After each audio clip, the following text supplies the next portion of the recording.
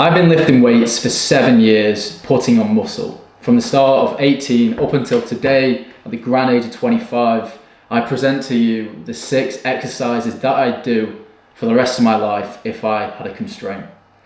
So, why 6? Why not 10? Why not 15, Theo? I know you're asking me that.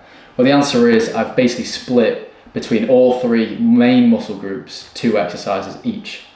So obviously, number 1, what are the muscle groups? You've got your push muscle group, aka shoulders, chest, tricep.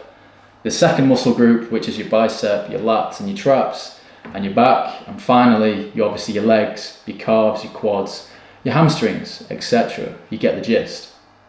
So the movements I've also selected are what you call compound movements. So there's 2 types of variations when it comes to exercises in the gym. There's your compound movement, which utilizes multiple muscle groups, or your isolation movement, which can utilize, as you can probably guess, round of applause if you got it right, 1 muscle group. And the reason why I've chosen all compound movements is quite simply, it is your best bang for your buck. If I went to the gym and I had a certain time period that I could only be there, it'd all be compound movements, because as you can probably guess, the more muscles you work, obviously the better the workout. It's as simple as that. So without further ado, let's go ahead with exercise number 1. So we're going to start with the push exercise first, and this is the incline barbell press. Now you might be thinking, why not a flat press? This seems quite obviously a deviation from the norm, because everybody seems to be like, how much do you bench, bro? How much do you bench?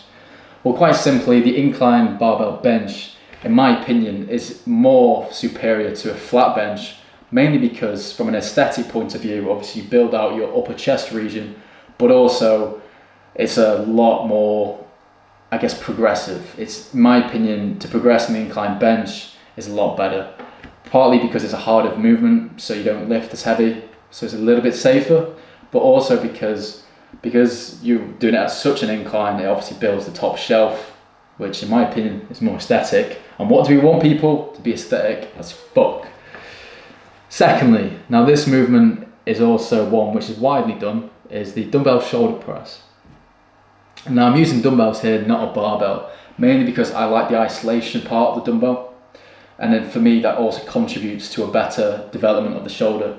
And again, if done properly, you can really get some capped shoulders. And also from a strength point of view, is probably your most weakest, because obviously going above your head is a lot harder than going across your chest like a barbell press.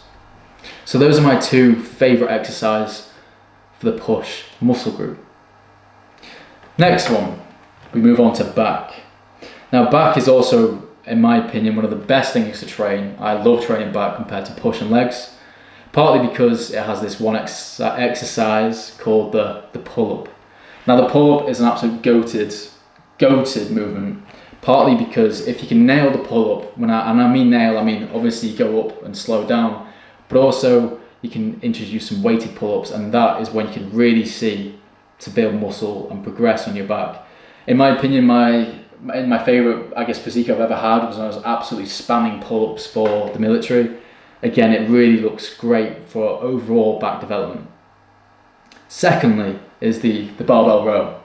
Now there's only one issue with this, and that's because I see it so poorly executed in the gym by so many people. AKA, they put their lower back into it, they swing, they really just put momentum into the movement, when that's not the case. You really want a fixed position.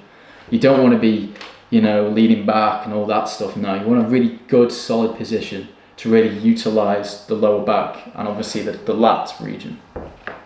Now there are some techniques you can do to really, I guess, fine tune your details, and one thing I definitely recommend is to use something like the T-bar row, which is obviously a supported machine, a fixed movement, so you can't go wrong, but you get to really feel the movement out and really understand what muscles you need to contract, and then obviously apply that across the barbell row. So those are my 2 for my back, is pull-ups and obviously barbell row. Not only do you obviously train multiple planes of degrees there, but you've also really developed thickness from your back from the barbell rows, and also the overall development from your pull-ups. So now we move on to everyone's favourite day of the week, leg day. Now this is going to be controversial, but I actually don't utilize squats at this moment in time, partly because I really want to preserve my knee joints, so I'm using a hack squat machine, which in my opinion is actually slightly better. Partly because you can go heavier on the movement, because obviously it's supported and there's less risk of injury, but also you can really focus on the movement itself and on the muscles which to use. One of the issues I've got with squat as well, if you go really heavy, obviously your lower back can really be in pain, and that can be completely eliminated by simply doing this in a hack squat. Now I understand the hack squat is obviously quite a sought after machine, and some gyms don't have a hack squat. So what I do in replacement is probably some low weight, high repetition squats, mainly because again, you've got a great movement there. You're not blowing out your lower back by doing some insane weight, but that's what I do. So secondly, for your legs, this is a dumbbell movement. So we have something called a Bulgarian split squat, or one of the most insanely hard exercises you'll ever do in your life is trying to balance on a bench while lunging almost with some dumbbells. This is an absolute killer for a leg day. It is an absolute necessity. I beg you guys, do this. Can guarantee you won't be able to walk after about 2 sets, which is why you should keep sets at the start to a minimum, and as you obviously see progression, that's when you can add more sets and more weight. You know the deal. So those are what I do for my legs: hack squat and Bulgarian split squats. And that is the 6 very simple exercises that I do: incline barbell press, dumbbell shoulder press, pull-ups, barbell rows, moving on to legs, I'm forgetting all the exercises here, Bulgarian split squats, and finally the hack squat.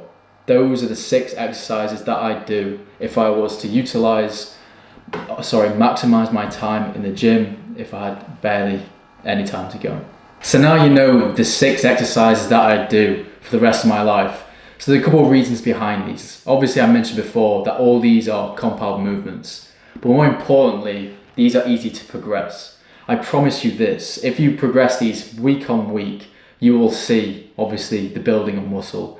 I can guarantee that. And the best thing is with these movements, you can overload them. They're a compound movement, you can lift heavy, therefore you can build muscle quickly. Another point that I want to make as well is that I see so many people in the gym doing a ridiculous variety of exercises. Like they'll go to the gym and do like 8 exercises in one. That is not the point here. The point of this is that it's a simple foundation. You don't need to be doing a load of exercises. If you do these 6 exercises well, and you really focus on the form and be consistent on overloading the muscle, then you will build muscle. It's as simple as that. Don't overcomplicate things.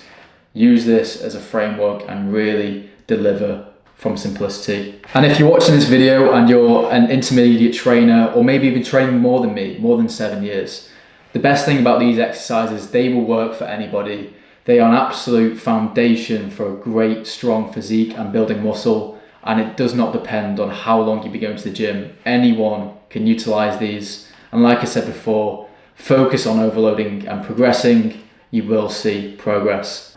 So there we have it, the 6 exercises that I completely recommend to build muscle. Very simple. Let me know what you guys think in the comments, if you'd swap out any of those exercises, or if you're going to utilize that in your own training plan.